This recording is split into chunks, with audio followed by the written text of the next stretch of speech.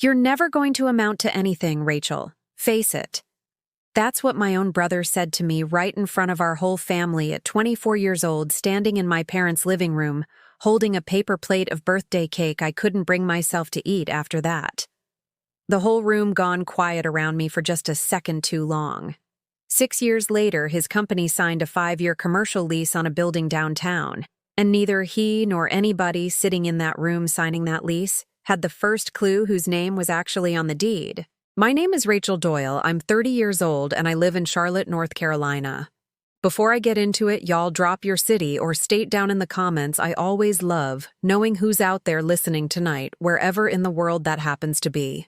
Growing up, my brother Trevor was 2 years older than me, and by every measure, my family cared about the golden child straight through. Straight A's varsity. Everything accepted early to a business program our parents bragged about at every family gathering for 4 solid years. My mother somehow finding a way to work his latest achievement into conversation, even at things that had nothing to do with him, like a cousin's baby shower or a neighbor's retirement party.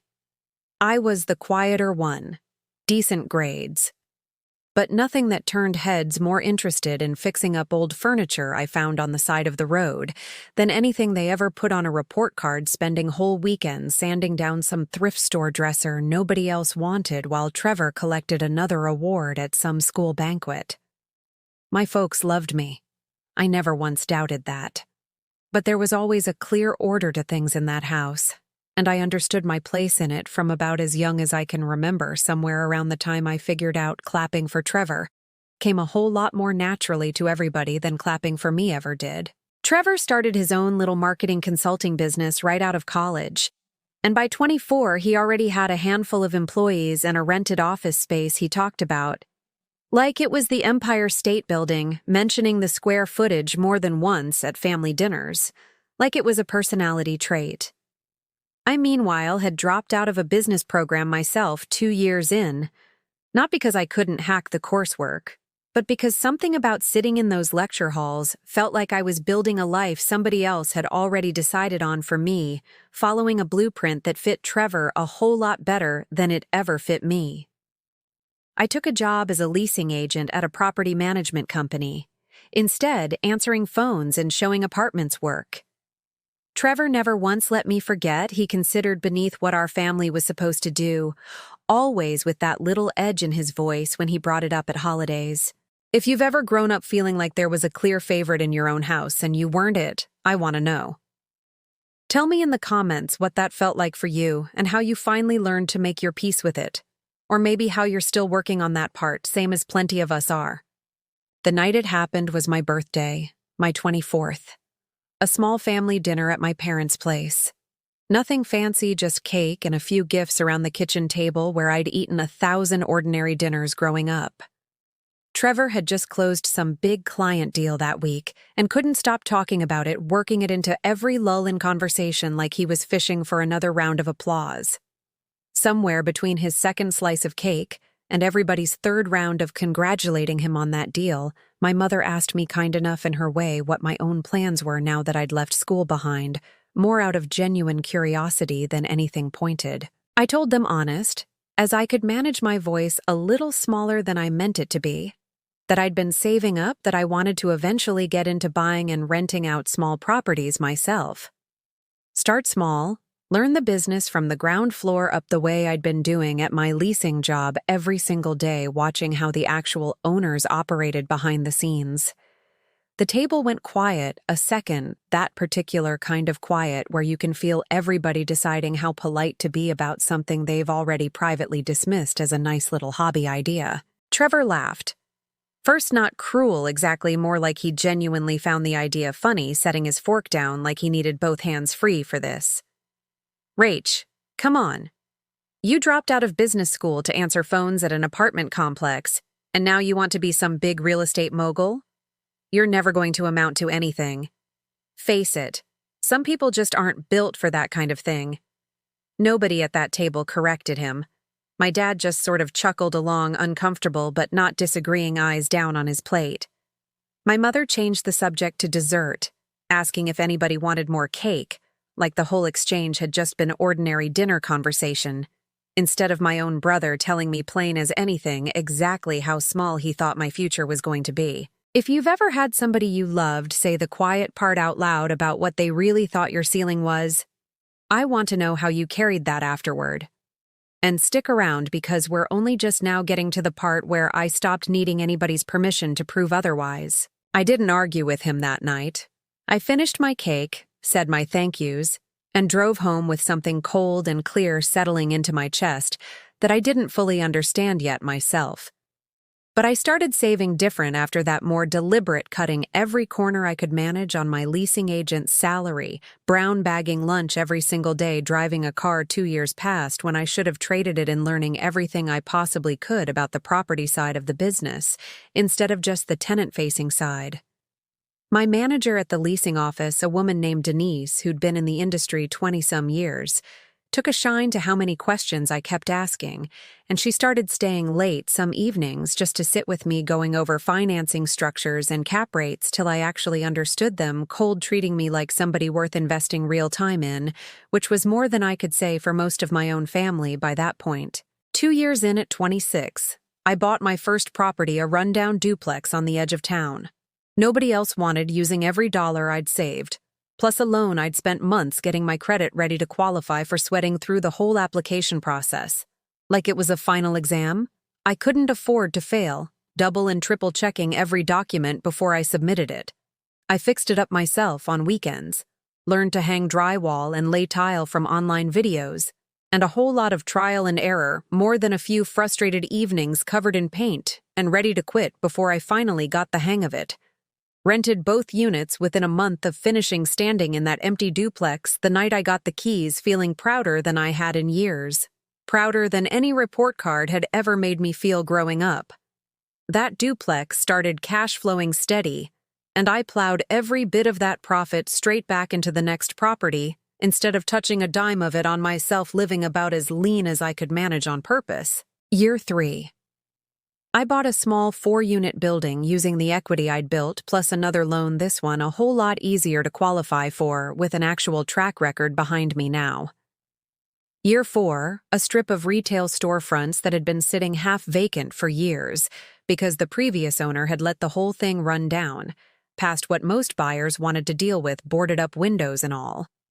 I fixed that one up too, brought in real tenants, got it running profitable within 18 months of closing on it.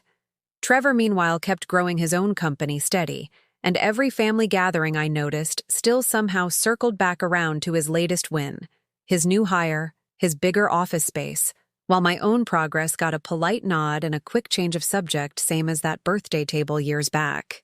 If you've ever kept building something quiet while everybody around you kept underestimating exactly how far you'd already gotten, taking every small win privately, because nobody at home seemed interested in celebrating it with you, I want to know how you stayed the course through all that.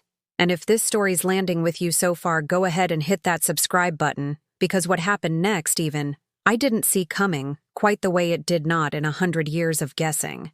Year 4 is also when my parents threw Trevor a big party for hitting some revenue milestone at his company, rented out a whole private room at a restaurant downtown, 30-some guests, a cake with his company logo piped onto it in blue frosting. I showed up genuinely happy for him despite everything and stood near the back most of the night while my father gave a toast about how proud they were of the success in this family. I remember standing there thinking about my own 4-unit building sitting quiet and profitable across town, something I'd built with my own 2 hands and a mountain of spreadsheets, and how it hadn't once come up in casual conversation that whole evening, not from my parents, not from Trevor, not from a single person in that rented room. I didn't say anything. I just made a mental note, same as I'd been quietly making for years by then, and I kept right on building. By year 5, I'd formed a small holding company under a name that had nothing to do with mine personally, mostly for tax and liability reasons my accountant walked me through, never once thinking it'd matter for anything beyond paperwork. It was Denise who actually suggested the structure, sitting across from me at her kitchen table one Sunday afternoon, going over the pros and cons with the same patience she'd shown me from the very start. "Rachel, you're not just flipping houses anymore. You're building something real. Structure it like it," she told me. and I trusted her judgment enough by then to just do exactly what she suggested without a second thought. Through that company, I acquired a mid-sized commercial building downtown, 3 stories decent bones needing some real work, but sitting in a location that had been quietly climbing in value for a couple years, running a building most investors had walked right past without seeing what it could become. I spent the better part of a year renovating it properly, showing up most weekends myself alongside the contractors, learning the commercial side of things, the same hands-on way I'd learned everything else in this business.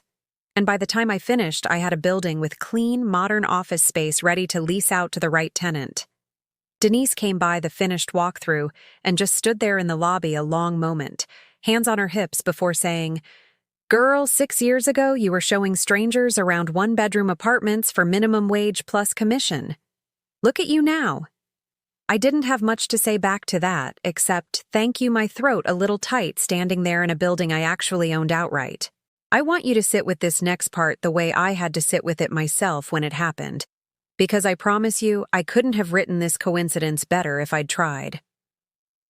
About 6 months after I finished those renovations, my leasing team brought me a signed letter of intent from a growing marketing consulting firm looking to expand into a bigger space downtown, 5-year term, solid financials, everything a landlord wants to see in a tenant on paper. I glanced at the company name on that letter of intent, half distracted reading through it the way I read every new lease proposal that crossed my desk, and felt my stomach do something strange the second it registered.